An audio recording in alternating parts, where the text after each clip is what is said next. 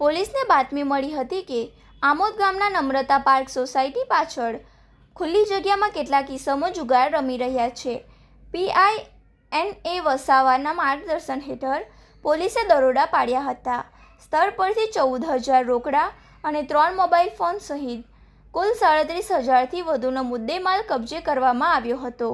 પોલીસે આમોદ ગામના લીમડી ફળિયાના શરજીલ મકસૂદ શેખ, શરજીલ શાખીર મલેક, હસન રાજા શેખ અને વિજય ચંદ્રશેખર પટેલને ઝડપી પાડ્યા હતા, જ્યારે અન્ય એક જુગારીને વોન્ટેડ જાહેર કરાયો છે. અન્ય એક કાર્યવાહીમાં PSI PK રાઠોડ અને સ્ટાફને બાતમી મળી હતી કે ગોળાદરા ગામનો સરાગ શિવાભાઈ વસાવા પોતાના ઘરે ગાંજાનો જથ્થો રાખીને છૂટક વેચાણ કરે છે. આ બાતમીના આધારે પોલીસે દરોડા પાડી સરાગ વસાવાને તેના ઘરેથી 0.218 કિલોગ્રામ ગાંજા સાથે ઝડપી પાડ્યો હતો.